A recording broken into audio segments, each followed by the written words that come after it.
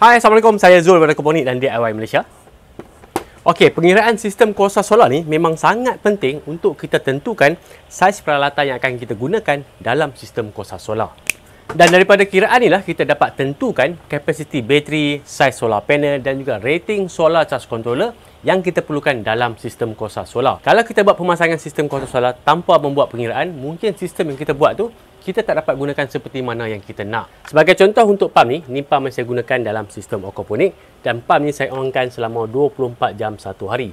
Jadi kalau saya bercadang untuk gunakan pump ni dengan menggunakan sistem kuasa solar, saya kena buat pengiraan terlebih dahulu. Saya kena kira dulu saiz bateri, saiz solar panel dan juga rating solar charge controller untuk saya hidupkan pump ni dengan menggunakan solar power. Dan tanpa pengiraan yang betul, mustahil untuk dapat saya onkan pump ni selama 24 jam sehari. Dan mungkin saya cuma dapat 2 jam ataupun 3 jam saja. Sebab itulah penting untuk kita buat dahulu pengiraan untuk tentukan saiz sistem kuasa solar yang kita perlukan.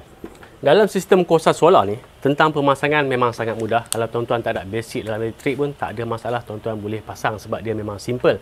Dan saya pun dah buat banyak tutorial tentang cara nak pasang sistem kuasa solar ni. Untuk video tuan-tuan boleh tengok kat atas ni. Tapi masalahnya ramai yang skip tentang pengiraan ni. Ada yang terus beli barang, terus pasang. Kemudian bila dah pasang, ada masalah. Boleh guna sekejap, bateri dah flat, bateri dah kong. Okey, untuk pengiraan ni, benda pertama yang kita perlu tentukan adalah load ataupun beban. Dan yang dimaksudkan dengan load ataupun beban ni adalah peralatan yang kita nak onkan dengan menggunakan sistem kuasa solar. Sebagai contoh, pump, lampu ataupun aircon. Untuk load ni ada dua benda yang kita kena tahu. Yang pertama dia punya power rating, berapa watt pump tu. Kemudian yang kedua, berapa lama kita nak onkan pump tu dalam masa satu hari. Sebagai contoh, 12 jam ataupun 8 jam ataupun 24 jam. Untuk watt pula kita kena tengok pada peralatan yang kita nak onkan dengan sistem kuasa solar. Sebagai contoh ni ada pump oksigen. Untuk pump ni dia punya power adalah 25 watt. Dan setiap peralatan elektrik dan elektronik memang ada power rating ni pada bahagian belakang peralatan tersebut. Contoh yang ni 25 watt.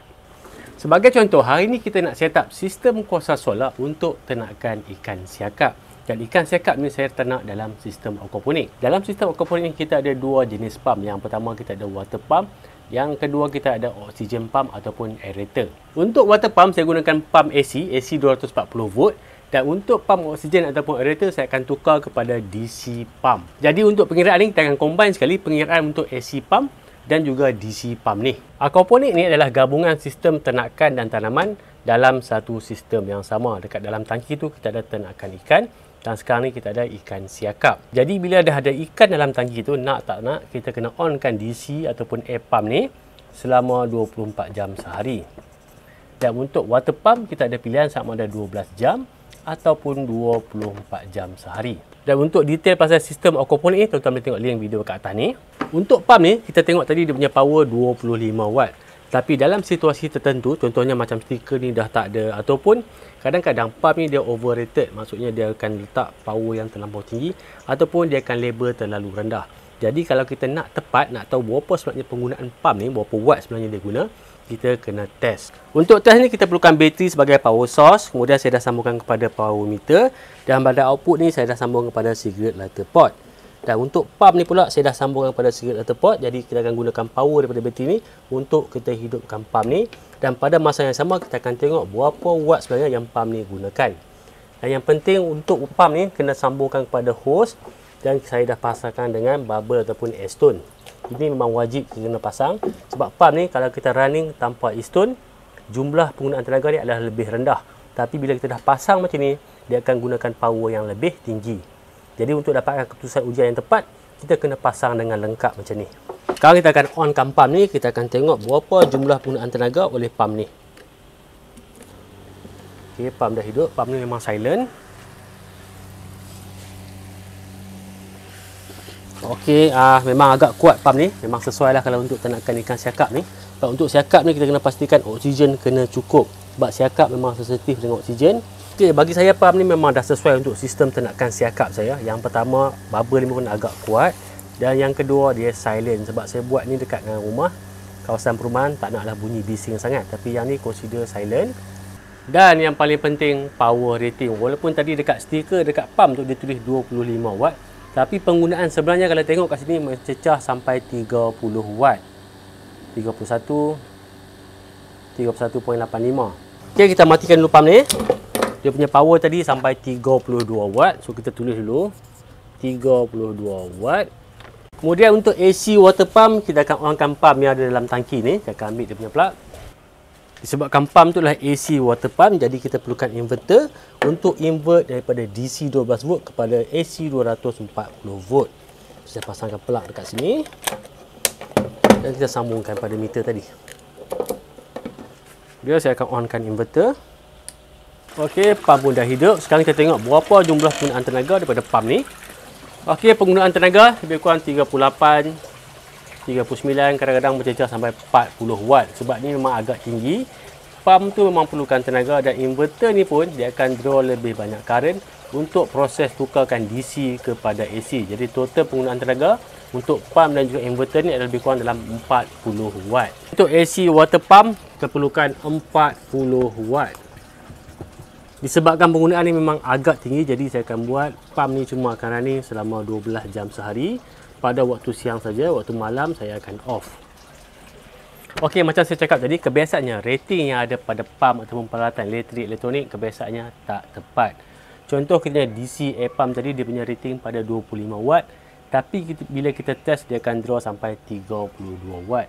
Dan untuk water pump tu pula dia sebenarnya 30 watt campur dengan penggunaan inverter, dia mencecah sampai 40 watt. Jadi kalau tuan-tuan tak ada power meter dia pun tak ada masalah, tapi masa buat pengiraan tuan-tuan kena tambah sikit. Mungkin tambah 5 ataupun 10 watt semasa buat pengiraan. Jadi sekarang ni kita nak cari pula jumlah penggunaan tenaga dalam unit watt hour bagi kedua-dua pump ni. Kita ambil satu persatu. Untuk DC air pump dia punya watt 32 watt dan kita nak onkan selama 24 jam. Jadi 32 ni kita darabkan dengan 24.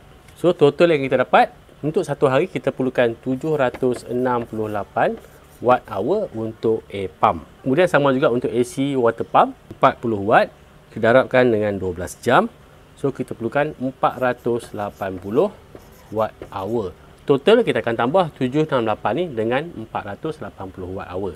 Jadi jumlah tenaga yang kita perlukan setiap hari adalah 1248 watt hour.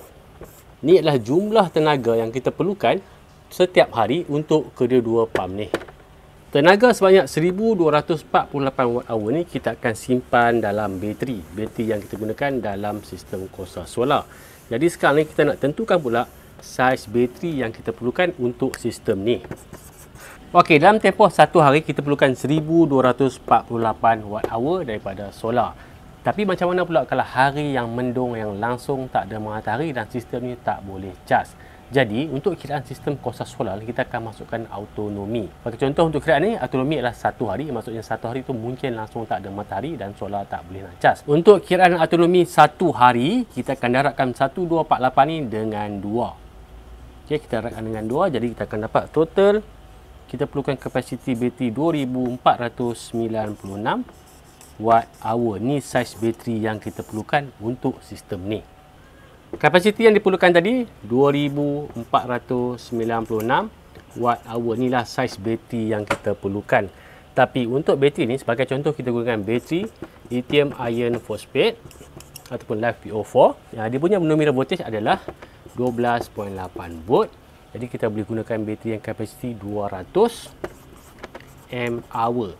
Okay, so total kita dapat kalau dengan bateri ni kita akan dapat dalam 2560 watt hour. Ni bateri yang sesuai dengan sistem yang kita nak guna ni. Dan cara untuk buat bateri lithium iron phosphate ni saya akan sharekan dalam video-video seterusnya nanti. Jadi dekat sini kita dah ada kapasiti bateri yang kita perlukan.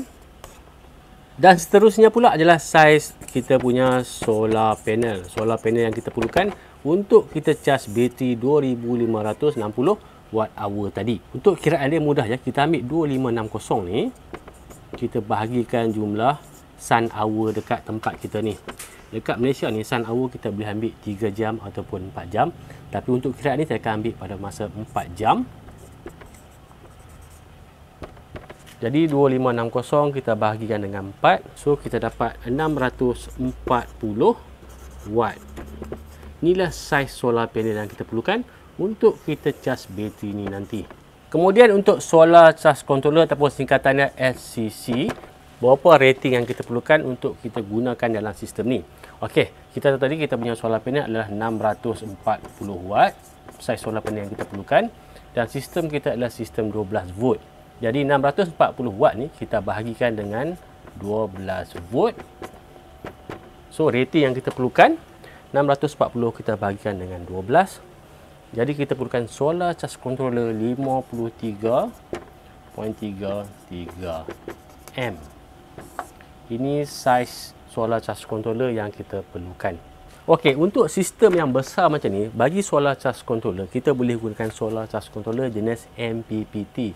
Sebab solar charge controller ni ada dua jenis, PWM dengan MPPT.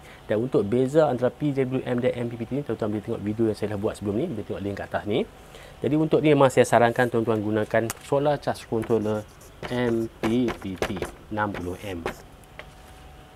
Okey, macam saya cakap di awal video tadi, tujuan video ni hari ni adalah untuk saya terangkan kepada tuan-tuan macam mana cara untuk tuan-tuan pilih saiz peralatan dalam sistem kuasa solar.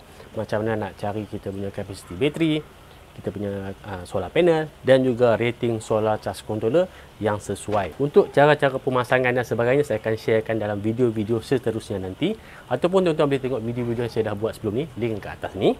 Dan untuk sistem ni nanti saya akan buat pemasangan kekal kat rumah ni, dan saya akan tunjukkan step by step pada tuan-tuan. So jangan lupa like dan subscribe YouTube channel Komponik Indonesia. Jumpa lagi. Assalamualaikum.